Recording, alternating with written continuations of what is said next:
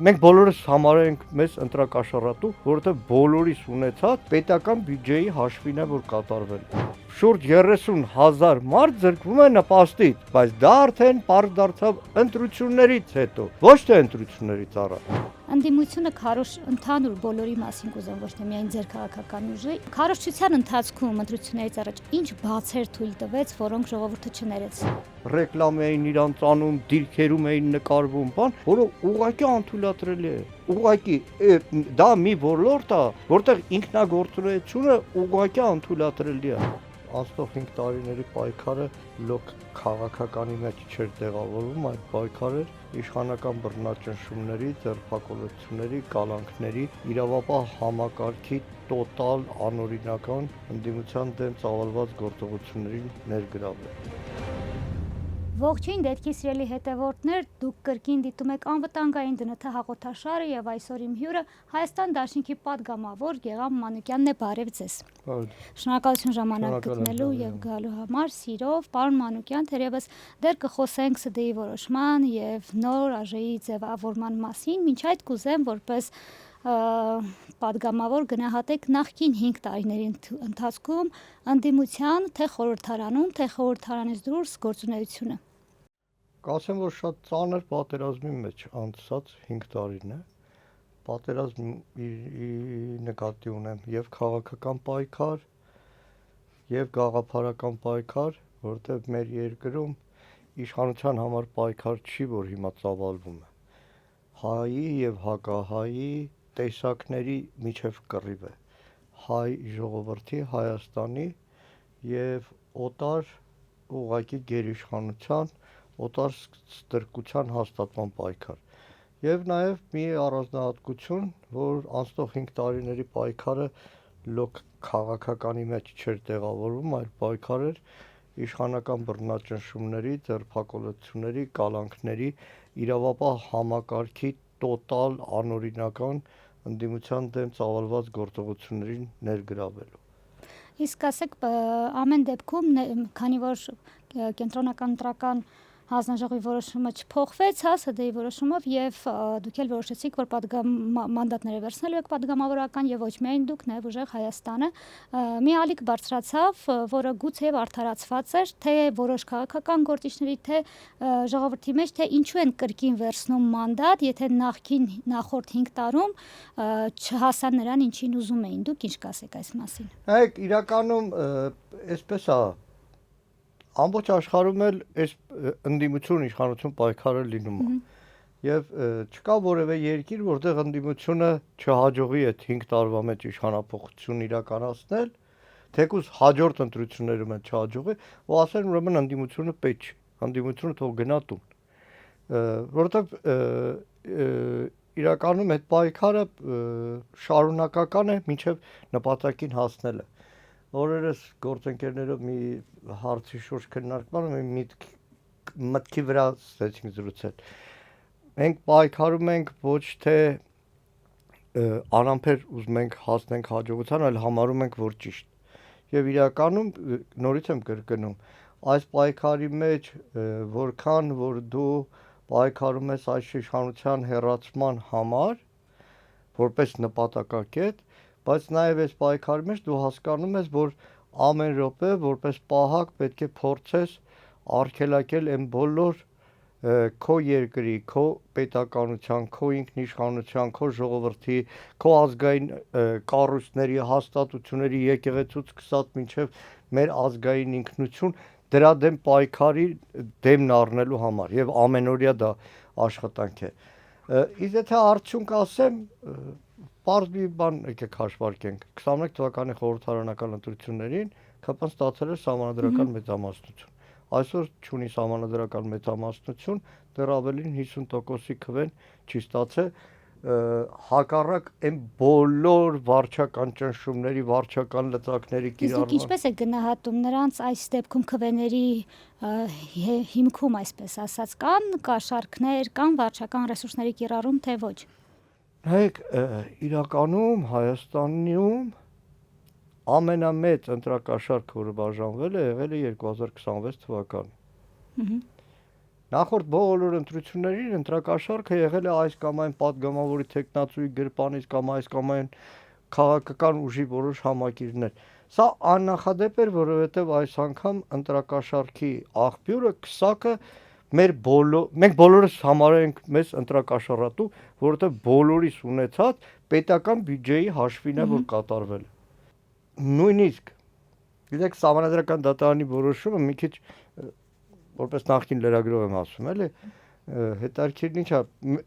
այդ որպես 4-րդ իշխանություն, ինչ կատարել, բոլորը արձանագրեցին, Սահմանադրական դատարանը որոշեց 26 թվականի ընտրությունները համարել կայացած բավ է։ Ու վերջ,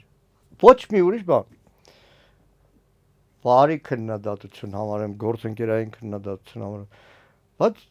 աչքովս չի ընկել, թե Սահմանադրական դատարանի որոշումը ամբողջական ով է կարդացել։ Ահա որ բաներ է գրել։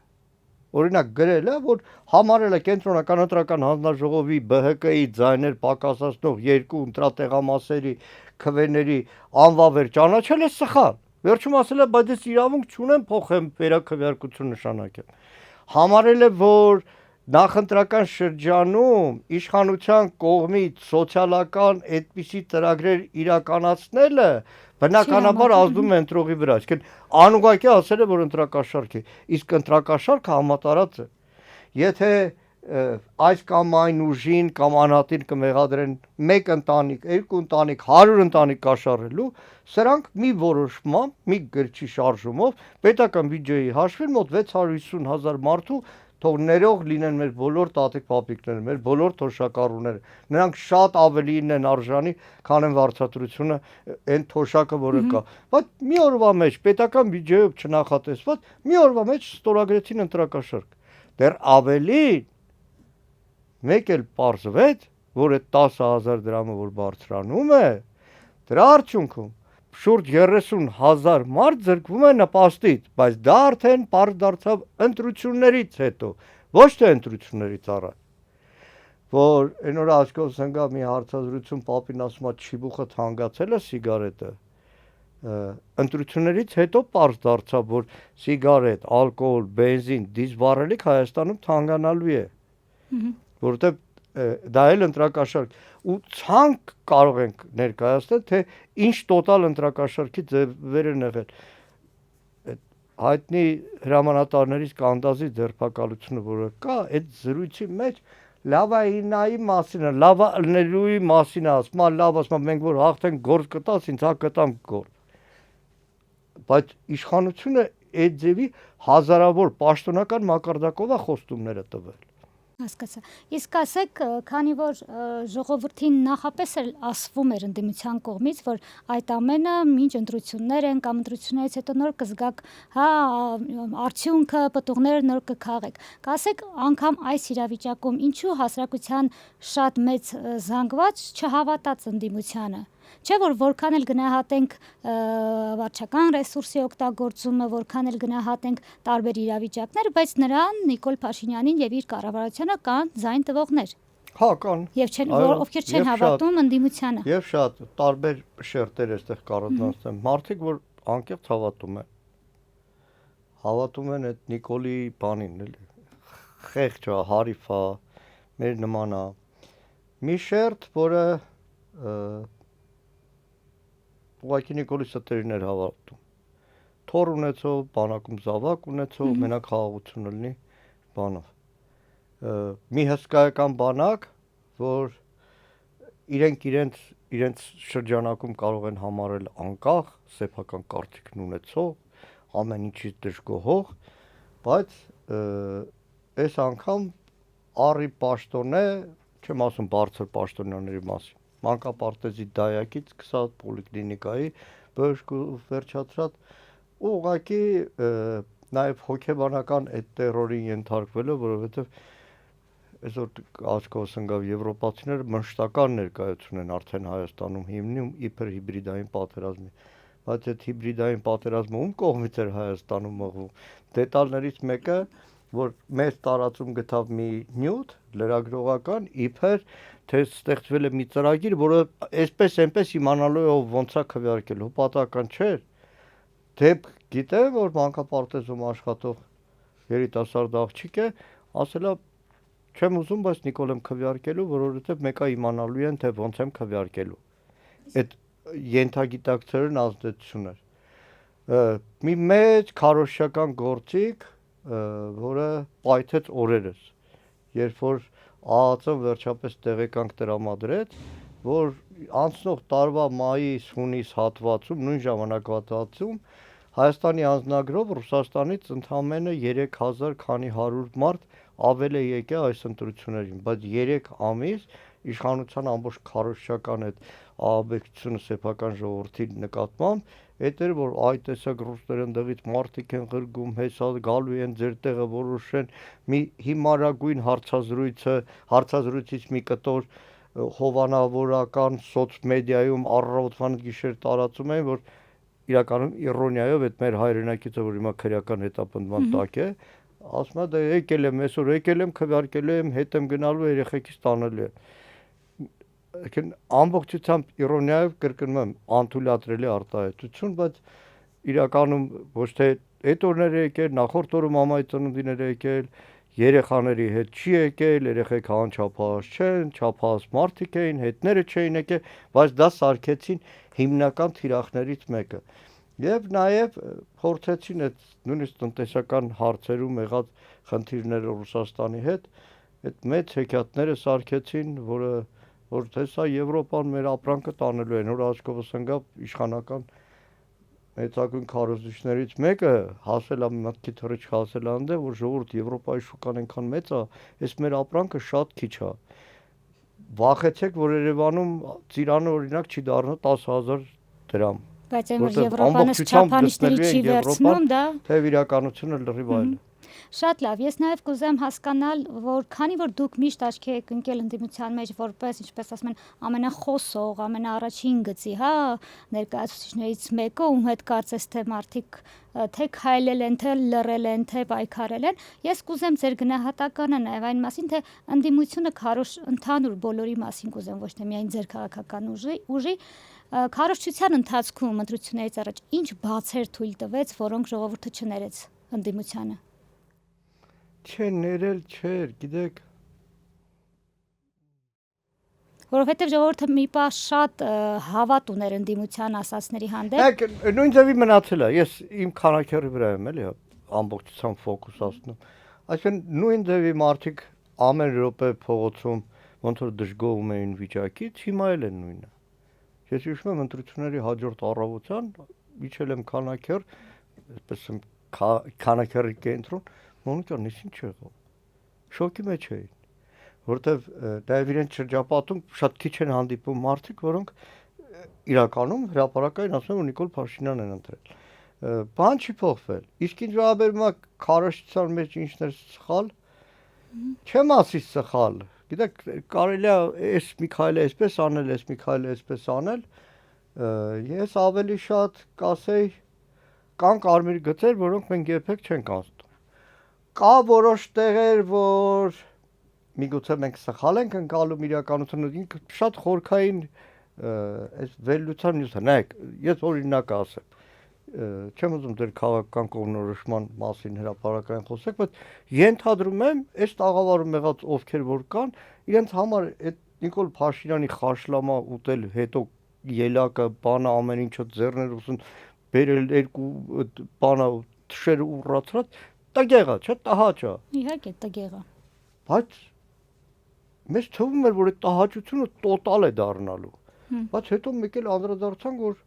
լիքը մարդու համար դե լավ մեր նման ուտում էլի։ Օրինակ, նայեք, դա այսպես ասեմ, այսօր հայտնի դարձավ, որ պոլիկլինիկայի բժշկուհին, որ նույնիսկ տարածքի ամբողջ տարածքը այդ պոլիկլինիկան է սպասարկում։ Այսինքն այս քանակեր Զեյթունի հղի կանայք գնում են իր մոտ եւ այդ կանանց կոնսուլտացիայի բաժնի վարիչ այլևս չի լինելու, տենց են որոշել։ Փափուկ ձևով են աշխատանքից ազատել, բայց կնոջ վրա այդ ձևի հարցակվել, այդ այլանդակ խոսալը արցախցիների դեմ, այդ ամեն ինչը պես թվում է կպայթացնի, չէ՞, Հայաստան, ոչ չէ։ Ոմանք տեսան, որ կինը գնահատեցին, որ կինը հրահրել է, ոմանք էլ հասկացան, որ անկախ հրահրոցից եթե անգամ, բայց կնոջ հանդեպ նման վերաբերմունք չկար, բայց չէր, երկու դեպք չէր, բայց ինքը խորքային վերլուծության նյութ է, բայց նաև պետք է նկատի ունենանք, որ տեսեք, քանի որ ձեր հաղորդումը ավելի անվտանգային է, նույն մայիսի 28-ի զորաշքերթը, չէ՞։ Ես հաճախ իրանց եմ ասում մեր պարկեշտության այն սահմանը, որ ունենք, թույլ չի տալիս շատ ավելին խոսել, քան կարող ենք խոսել։ Ես երկու օրինակի վրա ասեմ։ Հիմա իշխանությունը առավոտվանից գիշեր խոսում է, չէ, ամրոցներ են կառուցել, վիդեոներ են անում այդ ամրացված շրջաններից, ամրոցներ են կառուցել։ Բնականաբար, երբ մի անգամ, եթե հրապարակային հելեմ ասեմ, ժողովուրդ ջան, ձեզ գժի տեղ են դրել, այդ ամրոցը ձեր սահմանից 5, 6, 7, 10 կիլոմետր հեռու է։ Նույն ձեր այստեղ Արարատի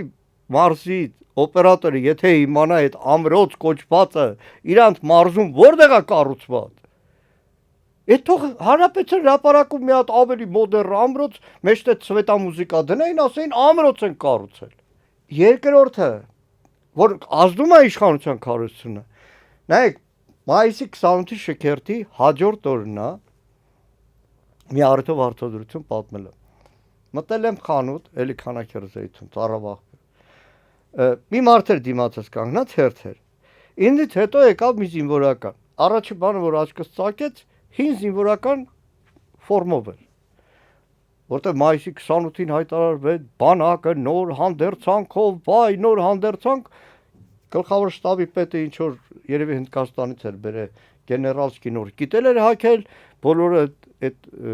պաշտպանության նախարարությունը դրանց մի քանի ամիս առաջ ասել էր, որ 3000 ձեռք հանդերձանք է բերել փորձարկման համար, փորձարկման։ Եվ չէին էլ ասել, որ դա արդեն հանդերձանք է, ու հիմա էլ նկատում եմ, որ լավ է վերջում կասեմ։ Ուրեմն, այս մարդը այդքան ծակեց այդ ու մեկ է շևրոնը, մեր բանակի նշանը, որի վրա այդ նիկոլական այդ քարտեզ խայտարակությունը չկա։ Մեկ էլ այս մարդը շուռ եկավ ժպտալով ասեց, այս նոր համազգեստն է։ Ասեմ, չէ, այս մեր հին համազգեստն է, սուտ են ասում։ Չէ, էլի խնդրում եմ, դե չի քաղաքականացնել։ Բայց այդ քարոզությունը իշխանության այնքան էր ազդել, որ ենթագիտակցորեն իրան թվում է բոլոր զինվորների հագին նոր համազգեստ կա։ Հիմա արդեն հուլիս ենք, չէ, հուլիսի կեսերն է, մայիսի 28-ին ասել են բանակը նոր համազգեստ։ Հենց հիմա բացենք զինուս ծրագիրը, այս վերջի 15-20 օրվա պատկերն եմ ասում։ Գլխավոր շտաբի պետը գնում է բան, հավաքակայան, զորակոչ է սկսվել։ Բացի իրենից ու շտաբային մի քանի սպաներից, բոլորը հին համազգեստով են։ Մի քանի օր առաջ պաշտպանության նախարարության պատվիրակությունը Անգլիա գնաց լուրջ դեմքերով ինչ որ բանը տրեյնինգ են ասում։ Նայում ես հին համազգեստով են։ Դեռ ավելին մեկի ուսադիրները նայում ես նոր համազգեստից վերցրած, բայց համազգեստը հինն է, ամեն մեկի հակը մի համազգեստ։ Գլխավոր շտաբի պետը պաշտպանության նախարարին զեկուցում է, որ զուգարան թե ճաշարան էին բացել։ Էլի նայում ես իրանցից բացի բոլորը հին համազգեստով են։ Խափեցին, բայց արդյունքը եղավ, որ Իսկ ինչու է նրանց քարոզչությունը ազդում, անգամ եթե հիմքում չի լինում ճշմարտություն։ Ինչու ընդդիմությունը չի հաջողում իր ռեսուրսներ, միջոցներ։ Ընդդիմությունը չունի ռեսուրսներ։ Երբեք այդ ռեսուրսները, որի մասին մենք խոսում ենք, երբեք չունի, չի կարող ունենալ, որովհետև տվյալ դեպքում, եթե մեր պետության հանրապետության բյուջեով ֆինանսավորվող որոշակի գրասենյակներ երկար ժամանակ նաև աշխատել են արտաքին ագրեսիաներ, ինֆորմացիոն ասեմ, դիմագրավելու, հետո հիմա այդ ամբողջ ուղղվել է սեփական ժողովրդի դեմ ու մենք շատ հաճախ մենք նույնիսկ չենք էլ պատկերացնում ինչ ինֆորմացիոն հոսքեր են։ Այսօր տաքսիում պատահաբար առավոտյան վիդեոները ընկան այդ TikTok-յան ինչ որ ալիքի, թփ իրար հետևից գնում է։ Որ կյանքում չէի պատկերացնում, որ այդպիսի խոսակցություններ կարող է լինել։ Ինչ բնույթի խոսակցություն։ Այսինքն ամենացնդաբանական։ Այսինքն պետք է նկատի ունենանք, որ կան կայքեր իշխանական, որոնց վերնագրերը ինչ-որ Թրամփը պահանջեց Կարսի նահանգը, Էրդողանը համաձայնվեց 3-400,000 դիտում ունի։ Ալիևի տունը ընկավ, չգիտեմ, Հնդկաստանից զենքն ընկավ, Ալիևի տունը պայթել է 3-400,000 դիտում ունի։ Բայց հասարակության այդ կերակրման ճակերտավոր fake news-ով պրակտիկան նոր չէ, շատ երկար տարիներ կա այս դեպքում, չէ։ Այդպես չի եղել։ Գիտեք, այդպես չի եղել եւ նաեւ մի հատ մեծ բաց կա մեր երկրում։ Տեսեք, այն օր այդ ծառը որ շուրեր եկել ընկել էր, չէ։ Ես պատկերացնում եմ, օրինակ քաղաքապետը լիներ Տարոն Մարգարյանը։ Նոր իմ Տարոնի զրույցն է, որտեվ Տարոնը Հավանում ապրում, ես Քանաքեռում, բուսաբանական այգին երկուսից մեջտերն է։ Իմ մանկության այգին է, դասերից փախնում ենք բուսաբանական այգի, սիրալում ենք բուսաբանական այգի, աչքիդ առաջ քրքրվել է բուսաբանական այգին։ Տարոնն ասեմ գժվելու բան է, էլի։ Այսինքն ես պատկերացնում եմ բուսաբանական այգում 3 հատ ծառ կտրվել։ Ասում եմ ոտից կկախեինի։ Բուսաբանական այգին ամբողջությամբ գլխատված է։ Իսկ ովքեր պետք է ամենահավորն ինչ է նա։ Այդ շենքերում միջին խավ մտավորականություն, երիտասարդություն, քաղաքականապես ակտիվ, բայց այդ բանը չկա։ Ինչ է նոր Փարիզներ են դնում։ Նոր Փարիզներ, նոր տրավերտին, վայ ինչ լավն է սիրուն ալնելու, բայց այդ ամբողջ տարածքի իմաստը ծառն էր։ Անտառներ, որ կտրում է։ Եվ վերջի վերջո բուսաբանական այգի է կոչվում եւ ոչ։ Այսինքն կհիշեք Մաշտոց բլոկի ամբողջ պատմությունը մի քանի տասնյակ մետր քառակուսի էր։ Երևանում մի քանի հազար ծառ կդրեցին, ուղղակի կոտորեցին։ Դե նույն ձև նաև ժամանակին մենք ունենք։ Բայց չկա քաղաքացիական հասարակություն, որտեղ քաղաքացիական հասարակությունը, ինչպես ասում էր մեր հանգուցյալ Վահան Հովհաննիսյանը, հեզասա հայտնվել է իշխանության մեջ։ Նույն ձևաչափի մեջ կարող ենք դիտարկել այն, որ եթե ժամանակին ինչ որ մեկը մեկի կատվին անգամ ինչ որ մի կոպիտ վերաբերմունք ցուցաբերեր, ապա ցույց կլիներ, ակցիաներ կլիներ, իսկ քան երբ որ օրինակ Գագիկ Ծառուկյանի, պարոն Գագիկ Ծառուկյանի առյուծի հետ դեպք տեղի ունեցավ, շատ քչերը արձագանքեցին, իսկ ով էլ արձագանքեց, միանգամից պիտակավորեցին որպես քաղաքական գործունեություն ծավալող մարդ։ Այս մասին ինչ կասեք։ Իրանք որ ժամանակին քաղաքական գործունեություն են ծավալում այդ ՀԿ-ները, այդ իրանք կարելի է։ Եվ վերջապես պետք է նկատի ունենալ արտաքին մեծագույն ազդեցությունը, միջամտությունը Էրդողանից ու Ալիևից սկսած, մինչև Մակրոն ու եվրոպացի առաջնորդներ, որ իրենց դերն ունեցան այս ընտրությունների վրա։ Իսկ առաջիկա 5 տարվա ընթացքում ընդդիմությունը ինչ ձևաչափերով դրսի թե ներսի հենց խորհրդարանի միջոցով պետք է կարողանա իր խոսքը նորից ասել կամ փորձել ապացուցել կամ ապացուցել, որ ինքը Գիտեք, ելակետ ունենանք, որ 5 տարվա մասին չենք մտածում։ Եվ ցանկացած պահի իրավիճակի արմատական փոփոխության մասին պետք է մտածենք, որը ենթադրել է տալիս, որ քաղաքական պայքարը ոչ միայն խորհրդարանում է, խորհրդարանական ամբիոնից է, այլ նաև փողոցն է, նաև մեր բնակավայրերն են, ամենօրյա աշխատանքն է մեր քաղաքացիների, մեր հայրենակիցների հետ, որը կարծում եմ շատ կարևոր է։ Իսկ փողոց ասելով այս պահին հասարակությունը դուրս կգա փողոց, ինչպես է գնահատում։ Տեսեք 21 թվականի խորհրդարանական ընտրություններից հետո շոկային վիճակ էր, անկեղծ լինենք, էլի մանդատ վերցնելու հասկար բան, ու որևէ մեկ գրեթե չէր պատկերացնում, որ կարող է պատմամատ հանրահավաք թեկուզ որևէ հարցով լինի։ Բայց պետք է հիշենք 22 թվականի ապրիլին դիմադրության շարժումը ամենածավալում, ամենաերկարատևն է։ Իդեպ կարևոր ընտրություններից խոսացինք։ Բարձում է Խաչիկ սահմանամերձ գյուղի համայնքային Նիվա մեքենան կրճատվել է իմ պատճառով։ Ինչ մեղք եք գործել այդտեղ դուք։ Բարձվեց, ուրեմն այս ընտրարշավի ժամանակ է Վայոց-Ձորում ենք, խաչիկցիներից մեկն ասում պարոն Մարկյան, ԿՊ-ի падգամավորներից են եկել, բողոքում ենք, ասում ենք, որ միակ տրանսպորտային միջոցը Նիվան է։ Ասել է, գիտեք, Գեղամ Մանուկյանը ազգային ժողովում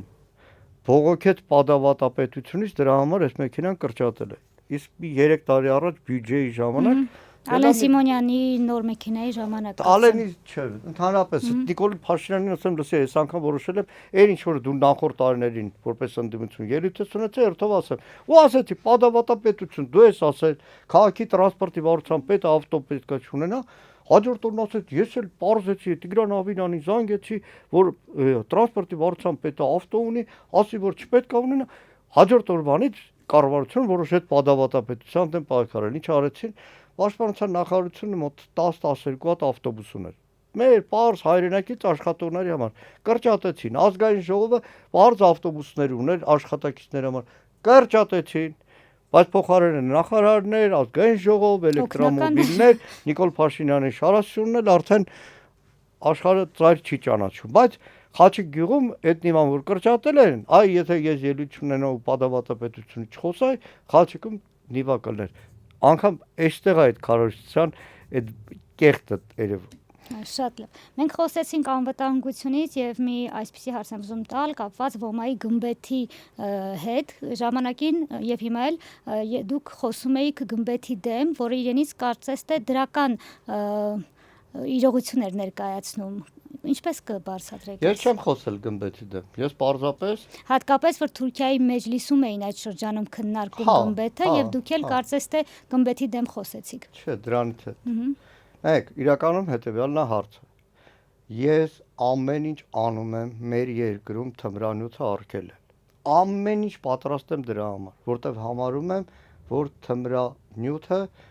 ամենավատ մահացու բանն է մեր երկրում։ Ես թմրանյութ ոչ միայն այդ անտեր փոշինա, խոտնա, բաննա, այլ նաև տեղեկատվական թմրանյութն նկատի ունեմ։ Որովհետև ՈՄԱ-ի այդ նախաձեռնությունը, որ ցանկացած մեկը կարող նախաձեռնի իրանց իրավունքն է։ Փորձել ներկայացնել, որ այ տեսեք, մենք այնքան պաշտպանված ենք, մենք այնքան հզոր ենք, եւ քարոշչական մանիպուլյացիա իշխանության կողմից ներկայացնել իմ համար անընդունելի է։ Այսինքն, որպես պաշտպանության հանձնաժողովի անդամ, իմ հարցն է, որ մեր երկիրը կազմակերպված ձևով իր պաշտպանությունը, անվտանգությունը ապահովի։ Եվ դրա համար, որովհետև այդ իմիտացիան որ կար, որ տեսեք, դե իշխանության արածը ամենալավն է, էլի, սրանից ենքում չկա ու զուգահեռ այդ ամեն ինչին բանգա բութուլկայի մասին խոսելը խիստ վտանգավոր է։ Դրա համար, որովհետև մանիպուլյացիա կար, պաշտպանության նախարարություն պաշտոնապես հարցրել եմ։ Տեղյակ եք, աջակցում եք ձեր նախաձեռնությունն է, թե ոչ, որովհետև շատ կարևոր է, որովհետև այդ պահին ակնառու է իշխանության տարբեր շրջանակների կողմից այդ ամեն ինչը յուրացնել եւ ներկայացնել։ Այսինքն դուք ավելի շատ դեմ եք նրան, որ նրանք յուրացնում, ներկայացնում են, ոչ թե յուրացումը, այլ այն իմիտացիան, որ սարքվում է։ Այն իմիտացիան։ Բուն գաղափարը եւ իրողությունը։ Ես կարծում եմ, որ Հայաստանի Հանրապետությունում անվտանգության հարցերով պետք է զբաղվի պետությունը։ Իհարկե բազմաթիվ հասարակական նախաձեռնություններ պետք է լինեն ու փառք Աստծո կան, ասում եմ մեկը, որը ներկայացնում է Հայ-Հեղափոխական Դաշնակցությունը, որը եւ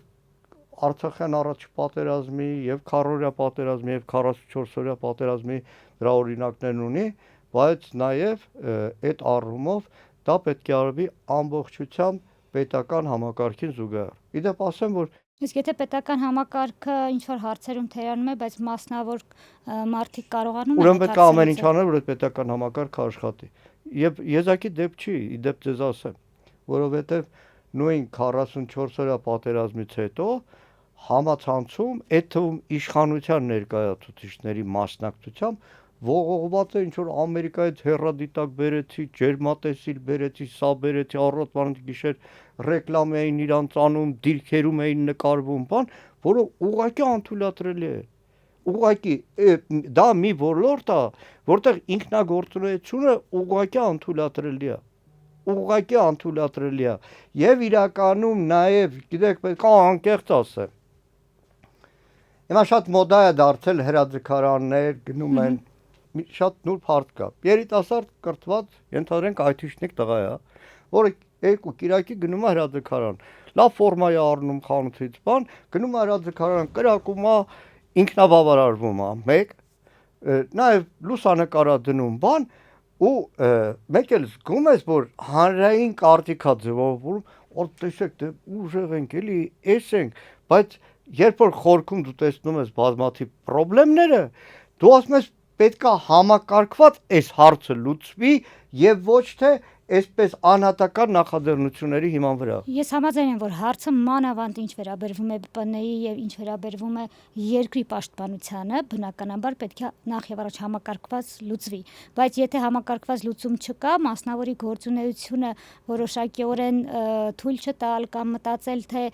գովազդի համար միայն թույլ չտալ, երևի թե այդքան էլ ճիշտ չէ։ Այսինքն նույն այն տղան, որը գնում է նկարվում է այթիշնիկ, սովորում է կրակել օրինակ, չէ՞։ Աղջիկը Չէ, հենց այդ է հարցը, ես համակարգային մտածող մարդ եմ, ինձ պետք չի այթիշնիկ տղային երկու օր գնա կրակվի, նկարվի, լուսանկարվի, համարենք, որ սովորել, սովորելու համար կա կրթական համակարգ, նախնական զինվորական պատրաստություն, որը հիմա դպրոցից հանում են, ի վերջո ինչ է նախնական զինվորական պատրաստությունը,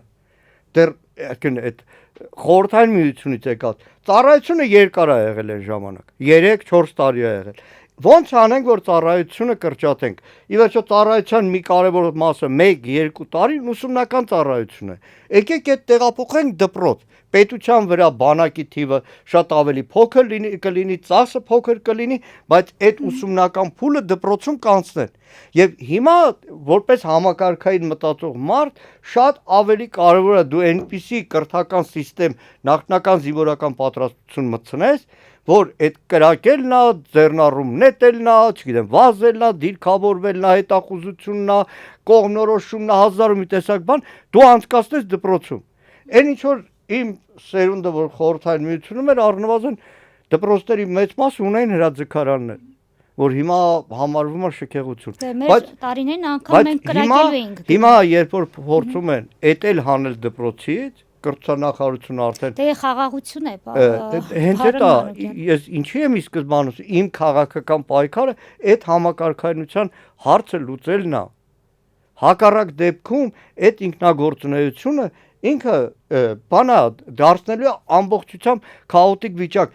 Ինչի է իմ կռիվը այս իշխանության հետ, նույն պաշտպանության ոլորտում, որտեղ պաշտպանությունը դա ինքնագովազդի, քարոզչության, PR-ի տեղը չի։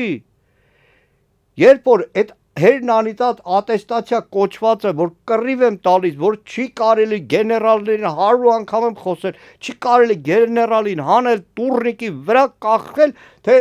ատեստացիա է հանձնում, որովհետև այդ գեներալը բոլոր զինվորների, զինծառայողների, ենթասպաների, սպաների համար էդի պարոն գեներալ է, գեներալ-մայոր կամ գեներալ-լեյտենանտ է։ Այսինքն բայց դա դարձնել այսպես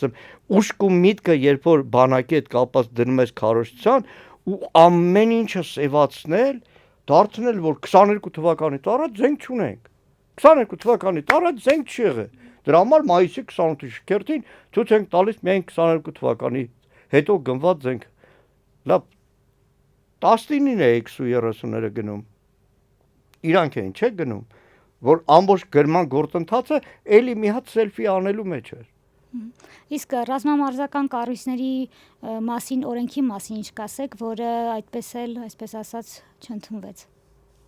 Այնտեղ խորքային խնդիր կա, ներիշխանական բախումների, որտեղ իշխանությունը փորձ է անում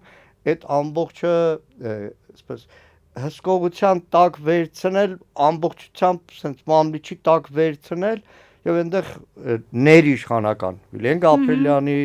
այնտեղ Արթուր Հովհաննիսյան տեսակետների բախումներ կա, որ այդպես էլ քննեցվեց եւ մնաց։ Բայց կարծում եմ այս խորհրդարանում այդ հարցը նորից արծարծվելի է։ Քանի որ խոսեցինք այս խորհրդարանից, օրեր առաջ վարչապետ Նիկոլ Փաշինյանը մի այսպիսի արտահայտություն արեց, որ ժողովուրդը իրենց վստահել է տվել է քվե սահմանադրությունը փոխելու, եթե ընտրել են իրենց, ապա այդ քվեն տվել են համաձայնության։ Այս մասին չնայած նրանք դեռ ունեն հնարավորություն քայլեր ձեռնարկելու հիմա։ Արդեն չունեն ժամանակ շատ չկա։ Չնայած բա հետո ինչ ճանապարհով մանիպուլացիա ժողովուրդը չի տվել իրան քվե սահմանադրություն փոխելու։ Ամբողջ քարոզարշավի ժամանակ ինքը չի խոսել սահմանադրություն փոխելու մասին։ Ամբողջ քարոզարշավի ժամանակ իրանց նախընտրական ծրագրում եղած հայ առաքելական եկեղեցու դեմ պայքարի կետի մասին իրենք չեն խոսել։ ամբողջ քարոզարշավի ժամանակ Տիգրան մասին չեն խոսել։ Իրանք ամբողջությամբ թիրախավորեցին ընդդիմությանը, սարքեցին բոբո, ռուսահայերին վրադիր սարքեցին որպես թշնամի, թեև էդ էլ էր անհասկանալի։ Մեր երկրի բնակության մի կարևոր տոկոսի հարազատության մի կարևոր Դրան էր նաև ըստ միտվածային, որ դրսում ապրողները արդեն որոշակի ժամանակից հետո լինելով ՀՀ քաղաքացի չեն կարող մասնակցել քվեարկությանը։ Դրանց մասին չի խոսել քարոզարշավ Նիկոլ Փաշինյանը, որ ասի սահմանադրություն փոխել։ Դրա համար երբ որ ասեցին մարտ ամսին սահմանադրության նախագիծ էին հրապարակում, ասին հրապարակեք, բայց վախեցան չհրապարակեցին։ Չհրապարակեցին, հակառակ դեպքում ընտրարշավը կդառնար ոչ թե այ բան Ռուսաստանից եկած, այլ ընտրարշավը կդառնար Ադրբեջանի վասալ Նիկոլ Փաշինյանի, որը սահմանադրության նախագծից հանում է անկախության հռչակագրի տեքստը, եւ Հայաստանի պետականության պաշտպանող ընդդիմության, որը ատամներով պաշտպանում է ես եղել եմ 20 տարեկան։ Այլ 20 տարեկան եմ եղել։ Այսինքն ինձնից տարիքով շատ ավելի մեծերի, տարիքով շատ ավելի փոքրերի անկախության հռչակագիրը։ Այդ բախումը կլներ քարոզարշավին, բայց ընտրություններից հետո չունենալով դեռ սահմանադրական մեծամասնություն, բայց գտնվելով